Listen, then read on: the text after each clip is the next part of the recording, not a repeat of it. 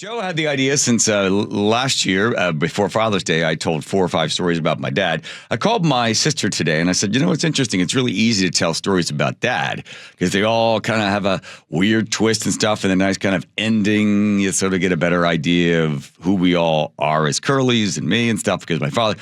My mom, if you tell a story about my mom, it's like 3 panels on a cartoon. There's no great ending to it. She goes, well, it's sort of like there's 2 panels and then all of a sudden there's the weird part about mom. So she goes, but I thought of a good story. How about tell us time that Freddie the hamster disappeared? I said, well, there you go. Okay.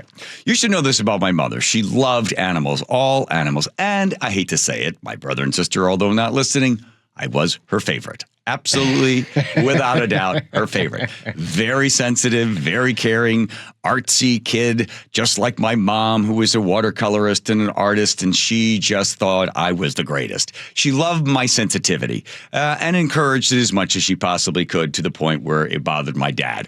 And one day, Freddie, my beloved hamster, disappeared, escaped somehow. Don't know how, but got out of the cage and disappeared. I had no idea. We looked all around the house, had no idea.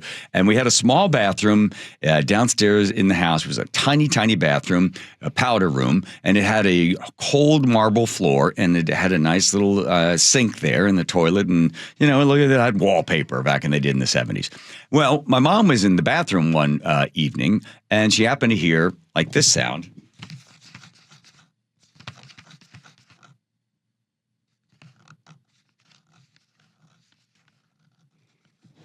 And she came running upstairs. I was asleep. She wakes me up. I think I found Freddie. What? I think I found Freddie. I think Freddie is downstairs in the wall, in the bathroom. Freddie's alive. He's alive. Freddie's alive. I heard him. I think that's got to be Freddie. That's got to be him, right? He's back behind the wall somehow. So she goes, now go to sleep. Like, I'm going to go to sleep knowing that Freddie's on the wall. Right. So in the next morning, I said, how are we going to get Freddie? So I went into the bathroom and he was asleep. Obviously during the day, it's a nocturnal little animal there. So I didn't hear him, but my mom was pretty darn sure. So she said, I have an idea. Here's what we're going to do. I'm going to get a garbage can. I'm going to make a small ramp out of wood. I'm going to take some corn. I'm going to put it up the ramp. And then I'm going to take I'll put and then he'll walk up the ramp and then he'll eat the corn and then he'll fall into the garbage can and then we can catch him. And I said, okay.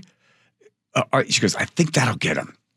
So sure enough, that night, my mom sets up the ramp, puts the corn and a little garbage can there. So the little ramp leads up to the corn, leads up the ramp.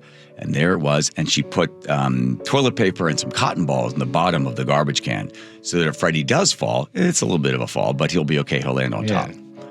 She then sleeps on the floor of the bathroom on the marble cold floor.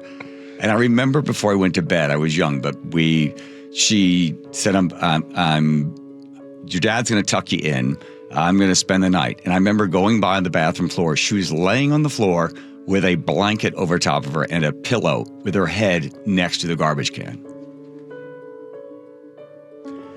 So I'm like, oh boy, I don't know how many of you are going to be able to sleep because mom's going to catch Freddie that was behind the wall in the bathroom. So the next morning, I come running downstairs. My mom is up out of the bathroom. She's in the kitchen. She looks a little stiff from sleeping on the floor. Her hair's kind of askewed. And I said, did you get Freddie? Did you catch Freddie? She goes, I didn't catch him. I'm so sorry I didn't catch him. But he ate the corn. He went up the ramp and ate the corn, but he didn't go in. I was like, oh. She goes, but we know he's alive. We know he's alive. So we'll do it again tonight. Went upstairs, went to bed. My dad tucked us all in. My mom curls up on the cold marble floor. But this time, she's taken a napkin and placed it on top of the garbage can and placed the corn up the ramp and then a couple of little pieces of corn that were then sprinkled on top of this napkin above the top of the garbage can. And at some point in the middle of the night, while she was probably having the worst night of her life, sleeping on a cold marble floor in the bathroom, Freddie climbed up the ramp, ate the corn, got to the edge, went for the corn that was scattered across the napkin, and fell in, landing in a pile of cotton balls and the napkin that was there as the false top, and my mom caught Freddie. I came running downstairs in the morning, and my mom again, she looks horrible. She looks like a woman who has spent 2 nights on a bathroom floor trying to catch a hamster. Yep. She said, I got him. I got Freddie back.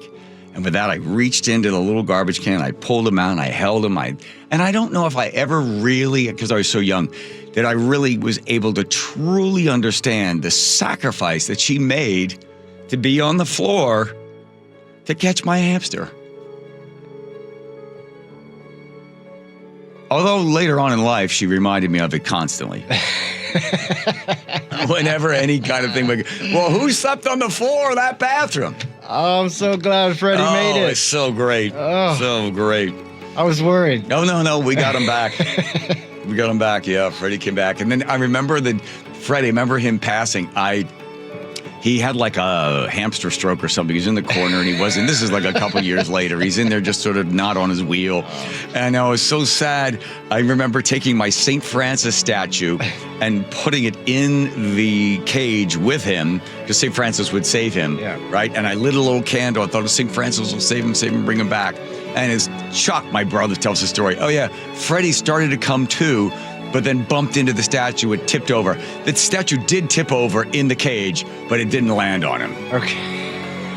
Imagine that St. Francis putting him out of his misery. Yeah. It was a hamster stroke. Yeah, you know how those things, they get old like that. Yeah. But yeah, my mom saved him, saved the time. So there you go. There's God bless a Sally Curley story for you. Yeah.